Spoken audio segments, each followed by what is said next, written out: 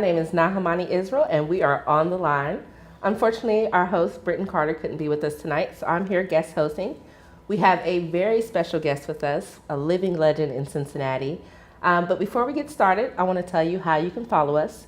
You can follow us on Facebook and on Twitter at On The Line TV Show.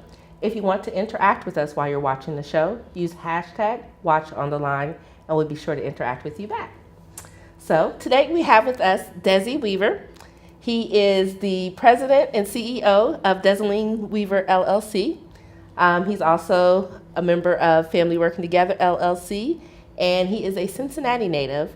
But I'll let you tell us about yourself. Thank you for being here. Well, thank you so very much. It's an honor and a privilege also to be here and to express these things with you. Yes, I am currently the president and CEO of Desi Weaver LLC, and that is a transportation company. And when I say transportation, I'm not limited to any particular form of transportation. I'm just limited to transportation. That might be freight, it might be people, and it might be any other things, because everything has to move from one place to another. That's right. That's the only way the business is going to get done. That's exactly right. Mm-hmm. All righty. So tell us about, you're from Cincinnati. Where were you born and raised? Tell us about your background. Okay. Well, as a matter of fact, I was born right down the street from here. I was born and raised right here in Cincinnati. I'm an Avondale A1 kid. And I went to all of the local schools here in Avondale. I went to Rockdale. And then from Rockdale, I went to Samuel, which is no longer here, which would have been right across the street. And from there, I went to Woodward, and I graduated in 1971. Wow. All right. And from there, I went to a freshman year in college. I went to Ohio University and Central State University. And then from there, I went into the Navy and did my stint into the U.S. Navy. Really? And, that is exciting. Exactly. Right. That's awesome.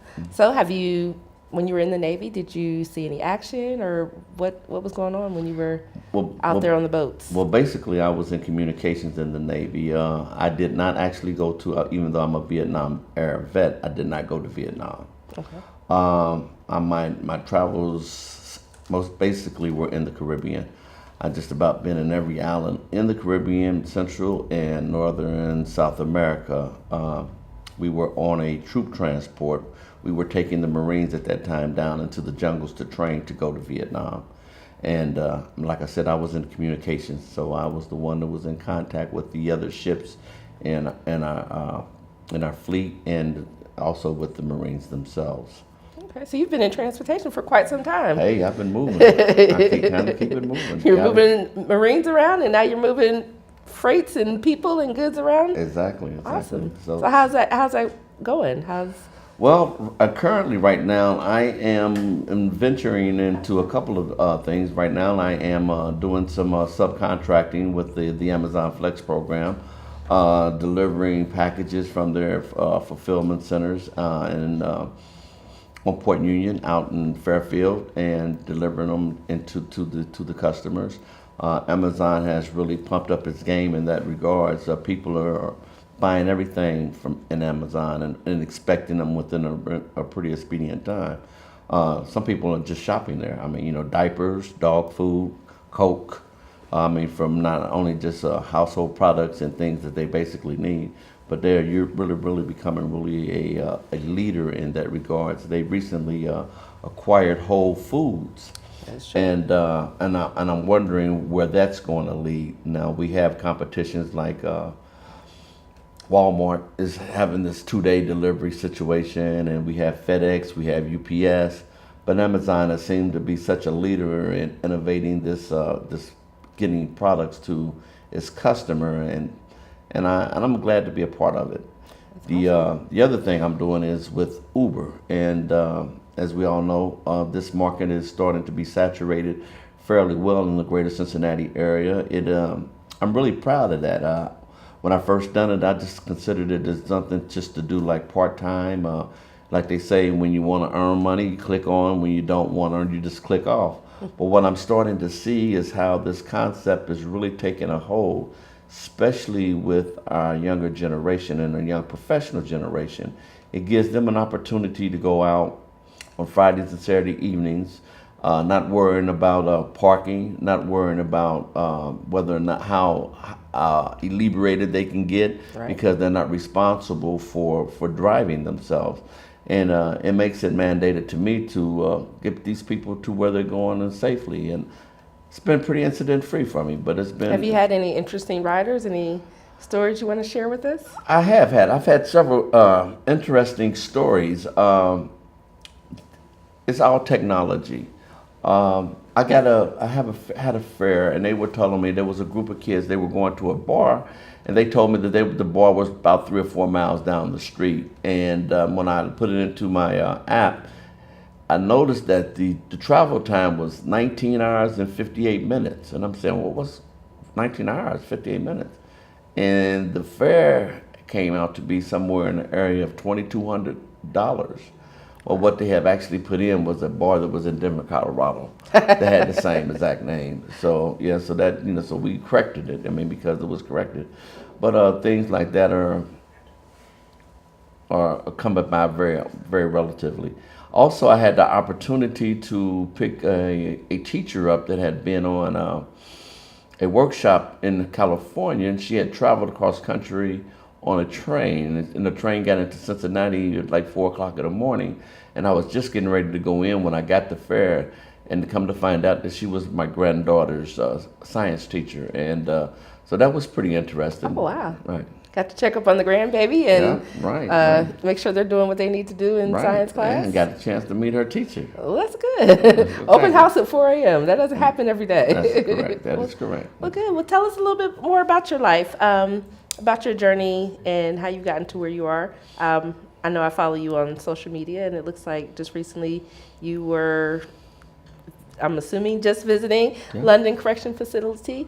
What was that all about? Okay, well, I visit London Correctional Facilities as a means of paying back, giving back what was so freely given to myself. Coming up out of the service, I had an extensive narcotic and substance abuse issue, and which caused me to have sometimes being incarcerated.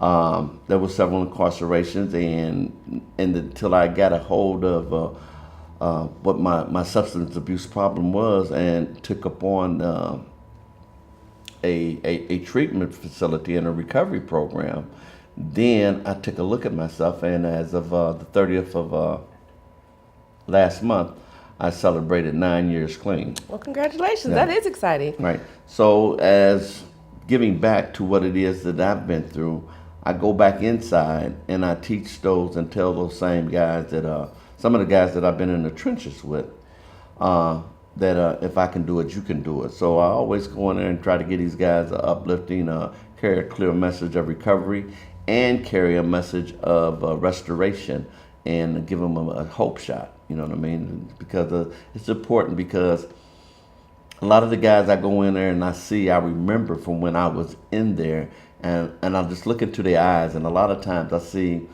how the system has just really beat them up, but I just wanted to lighten their eyes a little bit and lighten their load, and just give them a hope that they will have the opportunities to be able to come out, make some positive changes in their lives, and be able to excel and become business owners, to become successful, and live a law-abiding life, that it is possible. That is awesome. I commend you. Mm-hmm. So you talk about some of the struggles that inmates face when they're in the penal system. Can you tell us a little bit about your work in that area?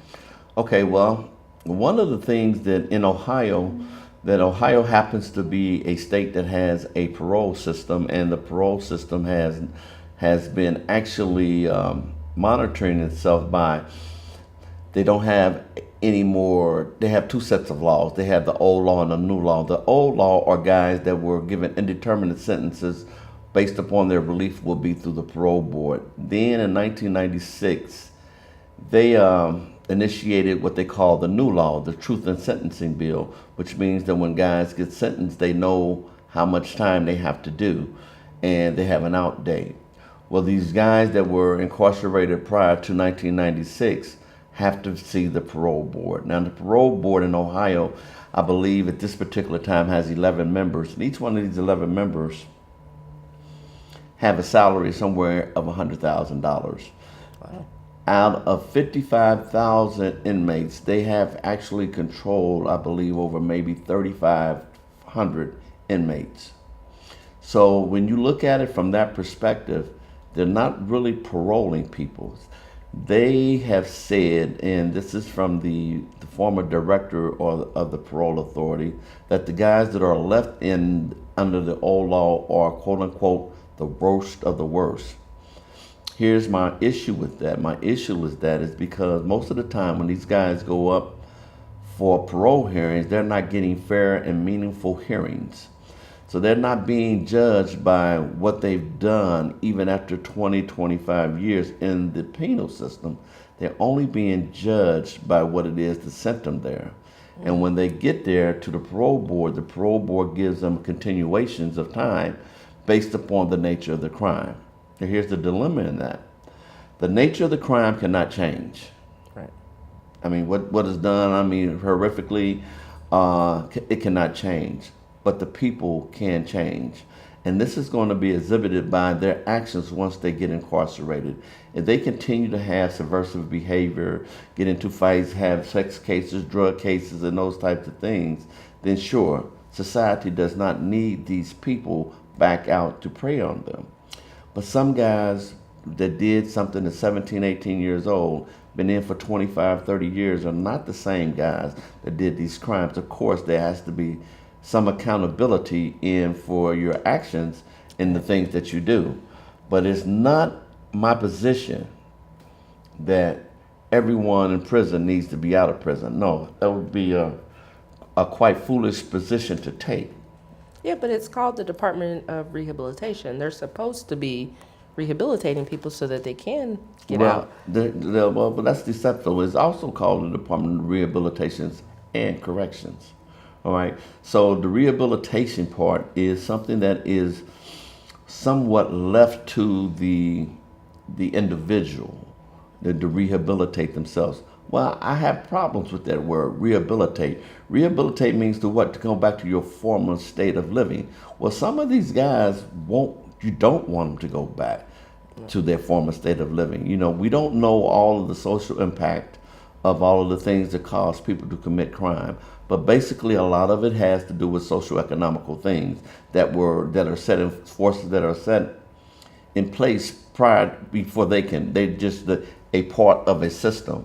Right. And you know, some guys make bad choices, you know, based upon the opportunities in which it is that they're given or their circumstances. You know, I take myself for example, is that I came from a background where I lived in a home. I had a mother and a father who both were law-abiding citizens, who did everything to raise us and do the right things. But I lived in a community where a lot of my friends were not that fortunate, and I wanted to fit in. And as the choices that I made, it was my choices. I chose to start using drugs and following that way of life. Well, I have been restored to what it is that I've came from, and those guys can too. So we take that particular point of it, and these guys go into prison and they change. They can change, and they come out and they can be successful. Right. The system is unforgiving. We have mottos across the top of our county courthouse downtown that says equal and exact justice, you know, to all people, no matter what persuasion, political or social. Well, we know that not to be true. You know, the courts have their own way of doing things. We're faced with a phenomenon in our country of mass incarceration, especially of males and black males. True. This is ongoing, and it perpetuates itself, and prisons have become for profit. You know, there's a profit for profit prisoning, which makes it becomes no more or less than human trafficking. You know, if we got these prisons and the states go into agreement with these places to say, hey, keep these places filled, or we are obligated to pay you for the time and the space. So the state fills the prisons up with these people, and they kind of keep them there. Well, a lot of these guys deserve a second chance. You know, this whole country was founded on a second chance. We came from another, the founding fathers came from another country, and they didn't want to, they wanted to be independent. And as they were looked at from the other country, they were criminals and no good. But we built this country as a second chance. And people deserve a second chance. I believe that they deserve a second chance, and we need to look at that. And there's way too many people in prison. Right now, we have more black men in prison than all the people that were in slavery, and that was a 400-year trek. And so we need to, those phenomena need to be looked at. They're not giving these guys any skills a lot of times so that they can come out and be productive. And then when they come out and be productive, these guys aren't being taught how it is that they can utilize the resources that are available to them. Well, it sounds like the parole board is not motivated to get these guys on the outside. You said there's only 3,500 individuals that are still under their care. If they release off the majority of them, Right. we know not all of them are releasable. Right. But then, their job security is at question. Exactly. And these are politically motivated positions. They're comfortable positions, and they're based their decisions sometimes upon false negatives. We never know what somebody's going to do. Well, the show is called On the Line, Right. and we got to keep it on the line. Sure. So what have you been doing to let the parole board or let those that are of power know that you're not pleased with their system and how it's working? Well, upon my release from prison in 2007, which has now been 10 years, I developed a company called the Universal Support Network, me and my cousin. And what we did with that is that we are the voice of the voiceless. We're the voice of those guys. So we protest. We do civil disobedience. We protest the parole board. We actually protest the parole board every Christmas Day from 2 until about 3:30 in the afternoon. And we pick Christmas because we want to show that we're willing to sacrifice our Christmas, to draw attention to those who are incarcerated wrongfully, who are not being given a fair chance. Right. And they're not celebrating Christmas on the inside, that's for sure. That's exactly right. They don't have an opportunity to be with their loved ones. So we sacrifice, opening up presents and having dinner with our loved ones just to show. And people say, well, why are you doing it on Christmas Day? There's nobody in the parole authority that day. But we do it because we want to show that we're willing to sacrifice to show that the unfair treatment of the Ohio Adult Parole Authority it needs to be revamped. We have a law in place that guys can get determined a sentence. Some of these guys are 80, 90 years old, or they're not healthy. They can't even commit another crime. Let these guys go home. Let those guys go home that has substantial time of working with students and learning skills and developing. So let those guys go home. This is becoming cruel and unusual. That is true. Well, I commend you. So I know that you stay in touch with people on the inside through your outreach. What are they experiencing when they're in there? Well, first of all, everything is always based upon an economical thing. They and they do it very, very, very in a sly manner. They say they want to be heart healthy.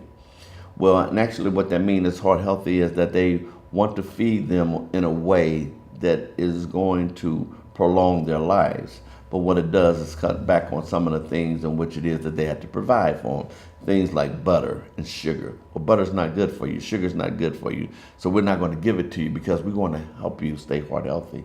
The institutions are tobacco free.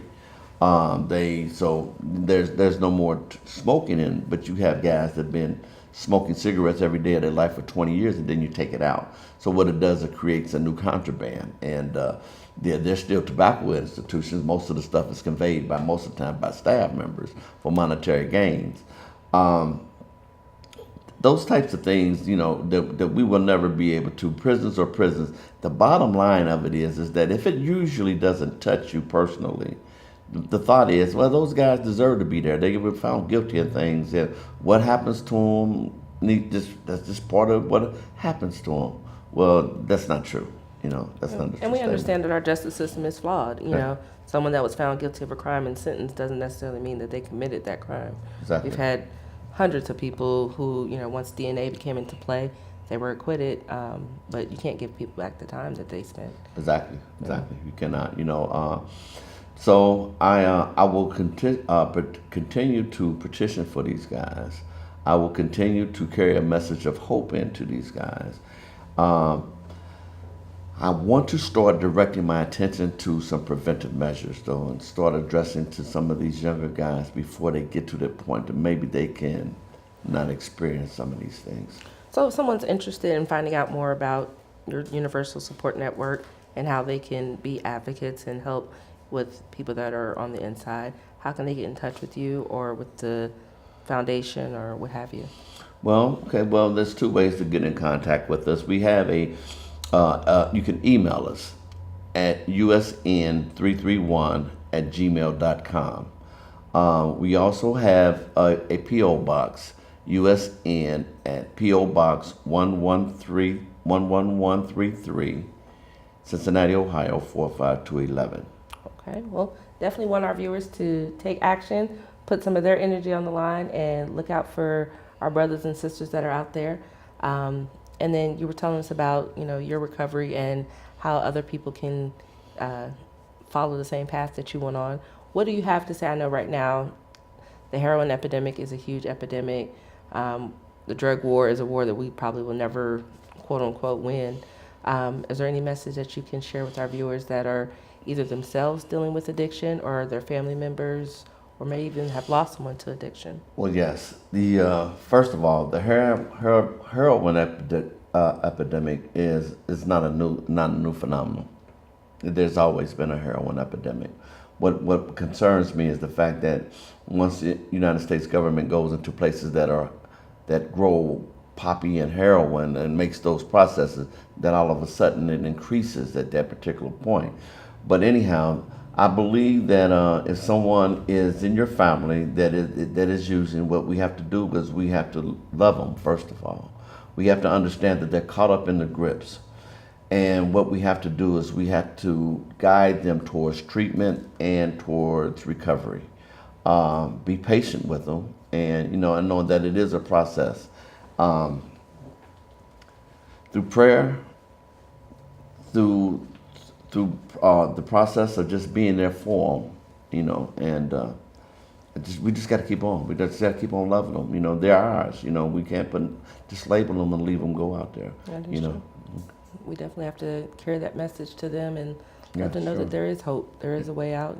That's correct. I am also a recovering addict, and I've been blessed to have another chance at life. I won't say a second chance at life because I could have been taken out at any point in time. Exactly. But in this new way of life that I found, there have been so many people that have paved the way for me in order to, become an active member of society and to get into business and to finish my high school, my college degree and, set an example for my children. Exactly. So I'm very thankful for that as well. Mm-hmm. Okay, well, I really appreciate you coming out today. I know people are probably looking at the cameras and wondering about some similarities between our guest host and our guest today. And for those that are wondering, Desi is my father, who I'm very proud of, all that you've accomplished since you've changed your life and turned your life over. It just made, you've truly become a patriarch for our family. Your grandchildren are so very much proud of you and love you, and just are loving to see you shine, loving to see you grow.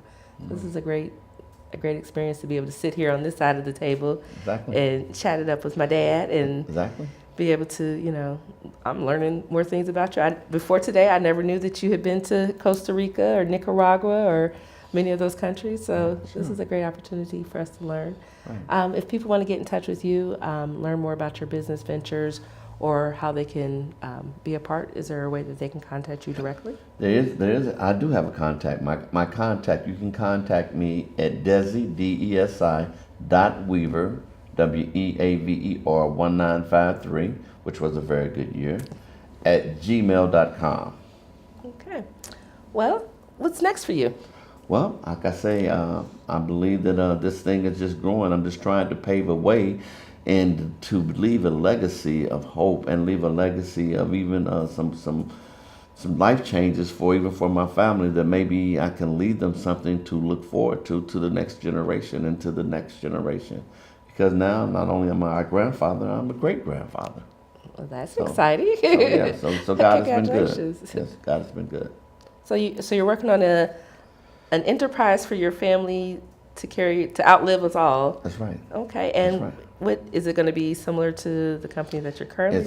You know what, things are going to always have to move. We always look for how to move faster, and more efficiently. So I think that transportation, whether it's transporting people to appointments, transporting people to enjoyment, or transporting people to or products to where they need to be utilized the best, and that's what it is that we're going to stand for. Okay. And what's the name of your company, if you don't mind sharing? My company is just like my name, Desi Weaver LLC. Awesome. Yeah, right. Okay. So, I hear that you got some travel in your future. Are you going to share with us your destination, or do we have to follow you on Facebook and Twitter to find out where you headed off to next? Exactly. Follow me on Facebook. Follow me on Twitter at Desi Weaver. I have been blessed to be in 47 of the 50 United States. The only one I have not been in is Montana, Idaho, and North Dakota. And I don't know if I want to go to those places, but of the 47 you've been in, what's been your favorite? My favorite for living would be in the continental United States would be Arizona. Outside the continental United States, of course, I didn't drive to Hawaii or Alaska, but Hawaii would be my favorite outside. When did you go to Alaska? I went to Alaska when I was in the service. Yeah. Oh, see, Yeah. I'm still learning something. Like, wait a minute, when did you go to Alaska? I missed those pictures. Yeah, right. Yeah, you missed. I wasn't taking pictures. Those before cell phones and digital cameras and all of that. You actually had to have some film to take those pictures. Exactly. Well, Desi, I thank you so much for being on our show today. And it's an honor to be here. I hope that our guests learned a lot and that they take this information and put it to work, because that's what our show is all about, is enacting social change. Right. We want to put it all out on the line so that people are empowered with information and can do something about it. Right. We know that you're doing a lot to help others, but you can't do it by yourself.